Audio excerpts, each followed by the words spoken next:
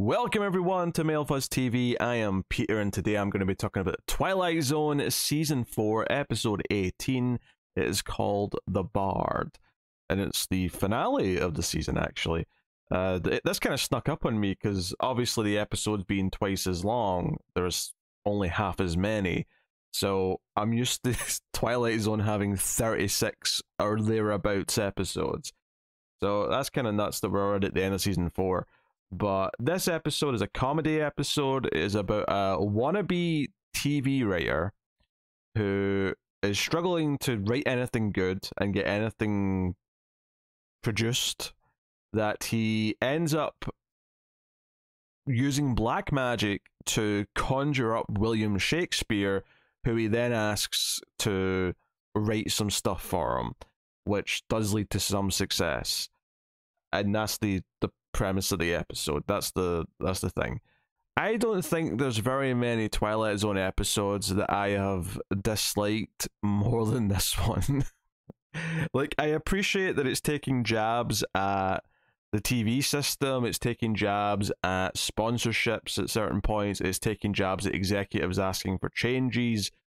The key thing with this is that Shakespeare gets very upset that executives and advertisers are asking for the thing he wrote to be changed, and the integrity, the artistic integrity of it is being ripped away by all these things. And you almost feel there's a little bit of like poking at the system from Rod Serling about maybe some things he's been asked to change or do over his time writing TV.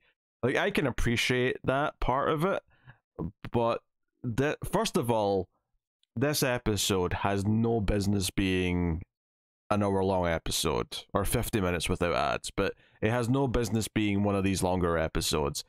There are so many sequences in this that drag on, and they're supposed to be funny. In Twilight Zone, like, for the most part, its batting average when it comes to funny is not good. The comedy episodes have a very, very low hit rate, and I think this one suffers. One, because of all the long drawn out sequences. You know, for example, when Shakespeare, so when the character Moomer, Julius Moomer's the wannabe writer, and when Shakespeare writes him a play after he's already had some success with selling a TV script, which is a big part of the middle of the episode, we have this entire sequence where they're doing they're doing rehearsals for the play. And they've actually got a young Burt Reynolds. I recognized him. I didn't know who it was immediately. I had to look up who it was, but that was Burt Reynolds. Also, Shakespeare is played by an actor who I recognized as well, and I wasn't sure what I knew him from, but he was in Dial M for Murder, and he was in Witness for the Prosecution, and those were the two obvious things that I know relatively well. I'm sure he's been in tons of stuff over the years, but those were the two that stuck out to me.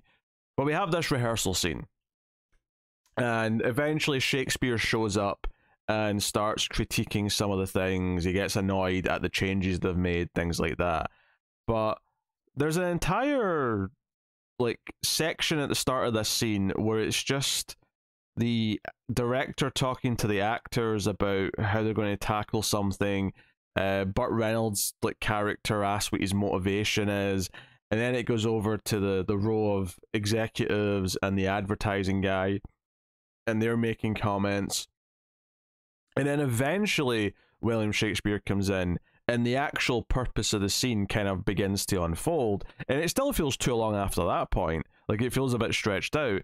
But especially everything before he comes in. Like, it feels like all you really have to do is, like, say, hey, we're rehearsing, let's take it from the top. Have maybe one or two comments from the executives to set up who they are. And then you can have Shakespeare walk in.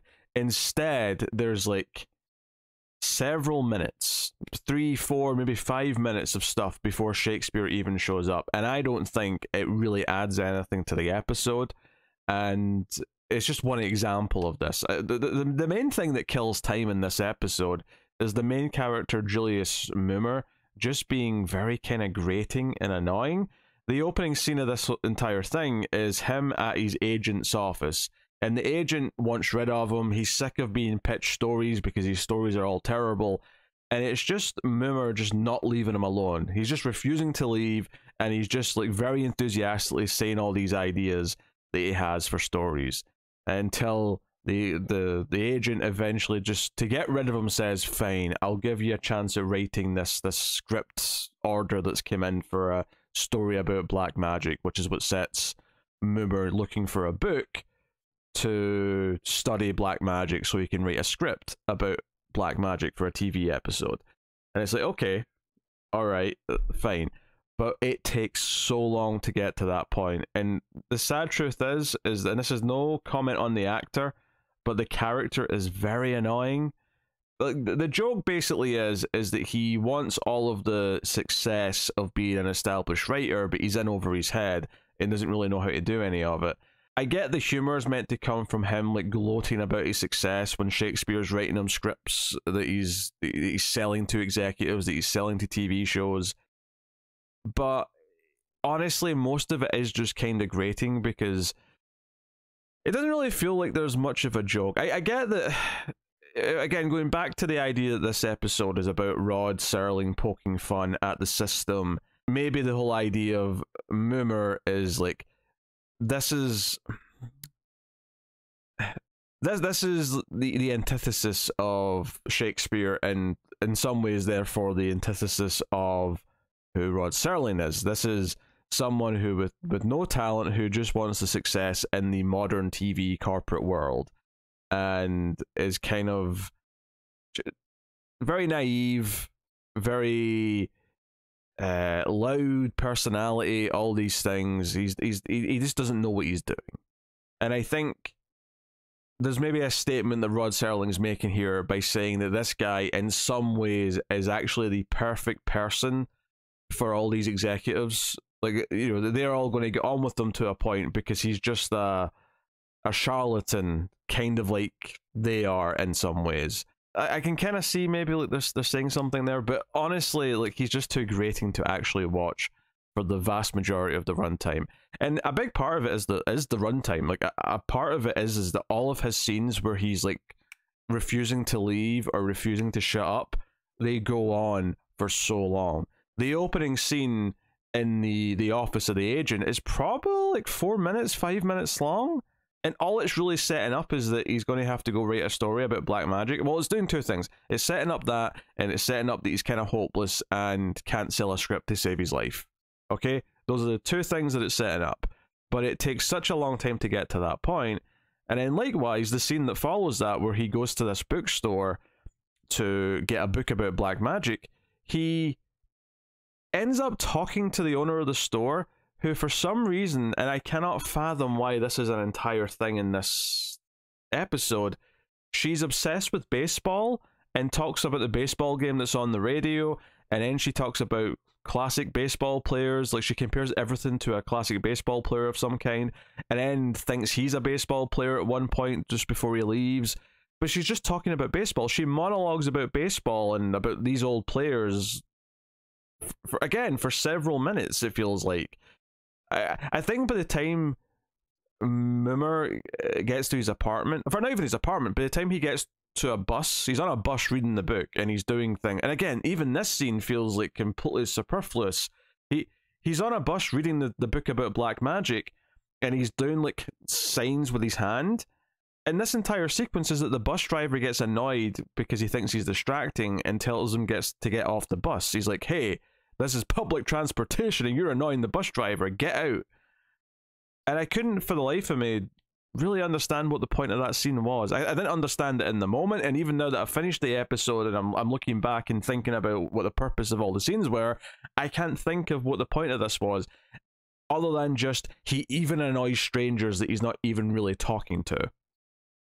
The idea that the bus driver would care that he's reading the book and making a few sort of like hand gestures as he's reading, which is cool, and it's not like he's making them to someone, he's clearly just mimicking a hand gesture that he's reading in the book.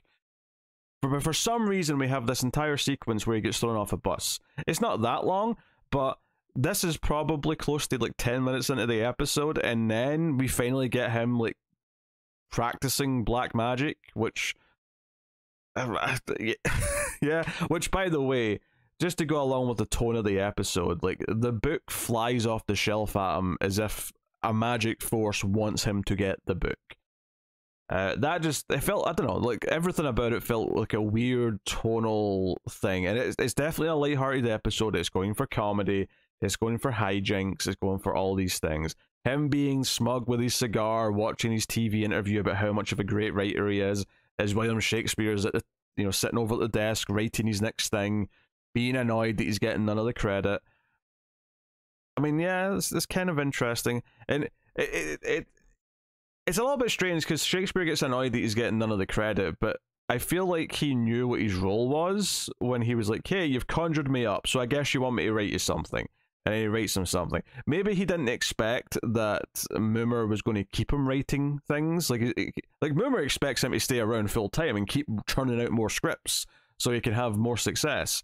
Possibly the only avenue I could have seen, because what I thought it was going to do at one point is I thought it was going to do something where all of the modern execs all think it's terrible because Shakespeare's of a very different era. And they make a few comments about the language being quite dated and how it's overly dramatic and things like that. But they quite quickly move on from it and just, it's not as big of a deal as I thought it was going to be. And I thought one of the jokes that they were maybe going to go for was the idea that modern executives wouldn't appreciate Shakespeare. Now, I'm someone who's never actually liked Shakespeare that much. I don't really like any of his plays. I found it quite torturous having to sit through classroom reads of 4 of his plays while I was in high school. Was not fond of it. I'm sure there was other playwrights that we could have probably been spending some time on for the sake of some diversity more than anything else. But I had to sit through 4 different Shakespeare plays and a bunch of classroom kids reading them out, which is, probably not the way to experience Shakespeare in general anyway. I just thought they were going to make some comments about how modern execs would turn down someone who is considered one of the greatest writers of history, one of the most influential and important writers of history, and maybe make some, prods at them with that kind of angle. But they never really... Well, they kind of did, I guess. And in the sense that later on, when we find out that they've changed a bunch of stuff, I guess they're kind of doing that then. But it's not so much that they're just changing the language, though. They're just straight up changing plot points. For example, their sponsor for this play that they're rehearsing for is from a soup company, and he doesn't like anything that might make people not want soup. So when Shakespeare insists on a monologue that has the phrase loss of appetite in it, or something to that effect, the soup guy gets very upset, and he's like, no, we can't tell people to lose their appetite. I'm here to sell soup. That's what we're here for. We're here to sell soup. So I don't know. I found the main character grating. I found him unfunny. I found almost every scene overly long and just overstaying its welcome. I'm not so sure if condensing this down to half the runtime would have made it good per se, but I think it would have been at least a much better paced story, even if it's not one that I still wouldn't love because of the character and stuff. But then again, a lot of the problem with the character is that he just goes on and on and on. Maybe if you had that naturally shorter runtime, he wouldn't have the chance to be as great as he is. That's possible. That is possible. And the end of the rehearsal scene, the end of that scene is Shakespeare punching Burt Reynolds in the face for suggesting something else is wrong about the play, or suggesting that Shakespeare's a crazy man. Obviously, none of them know he's Shakespeare. In fact, I think Moomer tells them that he's his typist, and that he's a little bit lost in he's a bit crazy, and some weeks he thinks he's someone else. He suffers from delusions, and right now he thinks he's Shakespeare. And the ending of the episode is that Moomer, when he's been told his next project is an American history thing, he conjures up someone, and then the final scene reveals that he's conjured up 6 or 7 people from American history. He's got Lincoln, he's got Washington, he's got Pocahontas, he's got all these people, and it's and it just ends on that, and it's just this kind of silly thing that he's going to keep. Maybe you could read it in a commentary. So, maybe not so much all the historical figures at the end, but you could read it kind of like writing's always a product of what's come before.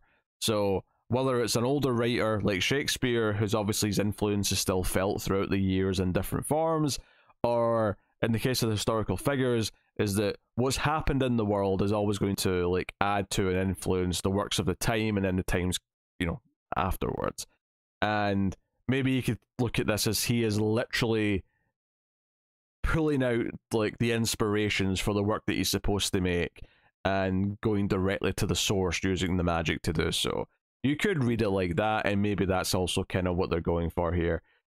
I just found it very I found it unfunny, which I guess is the first thing, and I found it very drawn out, and just like half of the scenes I think you could cut. There's a scene right before the middle ad break where it's the first thing that Shakespeare's wrote for him. The agent's meeting with a bunch of executives to go over the script, and they're talking about it, and this is where they're commenting on the language and a little bit of that.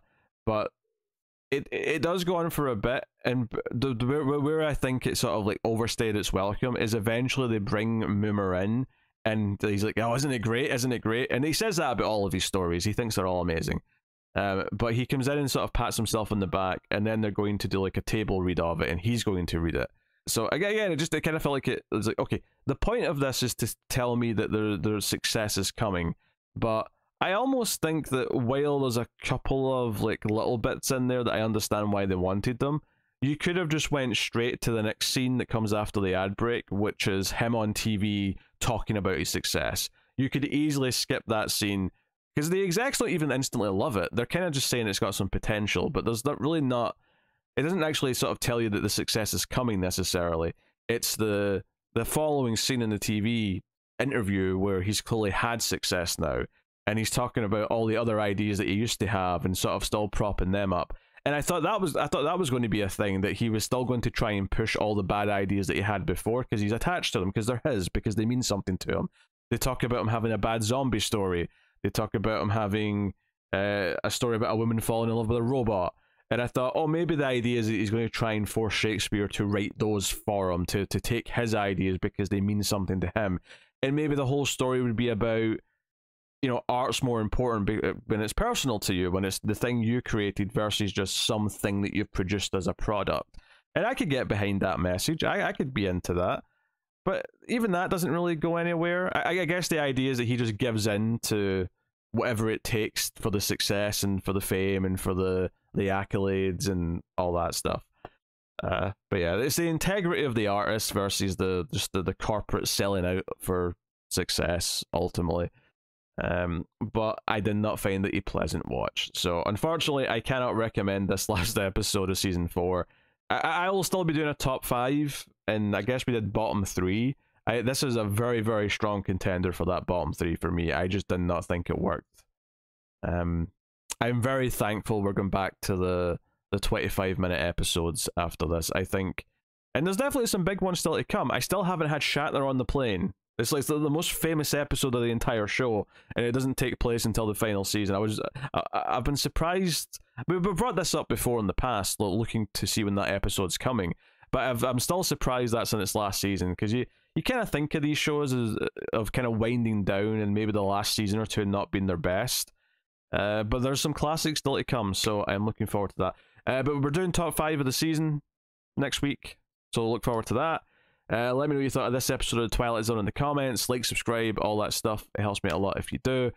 I don't know... Is it worth me looking ahead to the next episode?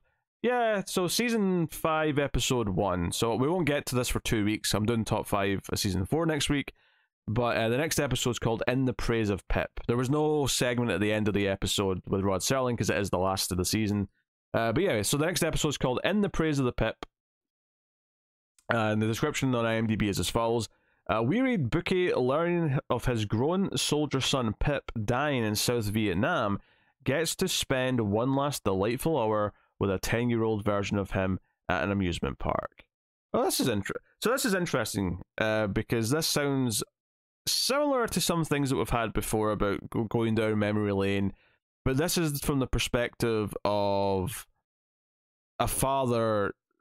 Because typically it's always been about someone looking back at their own childhood. This is going to be a father looking at his dead son's childhood, and I think that's maybe that's a worthwhile difference to tell a story about. I don't think I realized Vietnam was as early as 1963. How long did Vietnam go on for? Clearly, because it ends in the early 70s, right? So I didn't think it went back to the early 60s, but fair enough. I'll do some research after I've finished recording. I'm curious now. But thank you for joining me, everyone. I'll see you next week for the top 5 of season 4. Keep watching TV in the Twilight Zone.